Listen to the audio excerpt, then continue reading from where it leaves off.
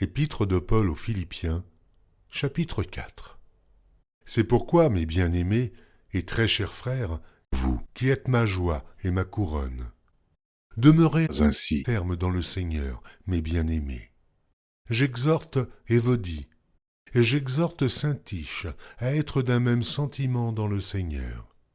Et toi aussi, fidèle collègue, oui, je te prie de les aider, elles qui ont combattu pour l'Évangile avec moi et avec Clément et mes autres compagnons d'œuvre, dont les noms sont dans le livre de vie. Réjouissez-vous toujours dans le Seigneur, je le répète, réjouissez-vous.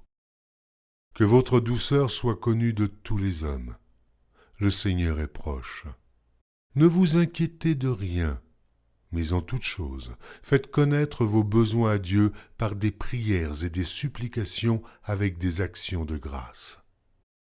Et la paix de Dieu qui surpasse toute intelligence gardera vos cœurs et vos pensées en Jésus-Christ.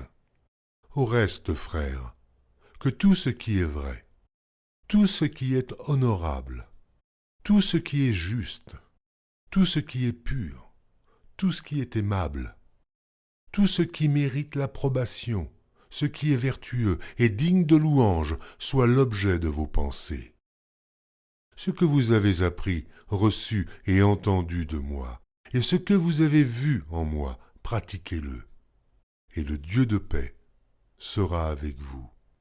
J'ai éprouvé une grande joie dans le Seigneur, de ce que vous avez pu enfin renouveler l'expression de vos sentiments pour moi.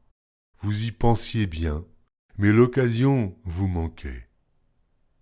Ce n'est pas en vue de mes besoins que je dis cela, car j'ai appris à être content de l'état où je me trouve.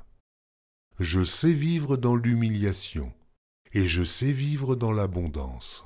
En tout et partout, j'ai appris à être rassasié et à avoir faim, à être dans l'abondance et à être dans la disette.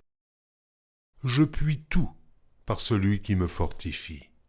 Cependant, vous avez bien fait de prendre part à ma détresse. Vous le savez vous-même, Philippiens.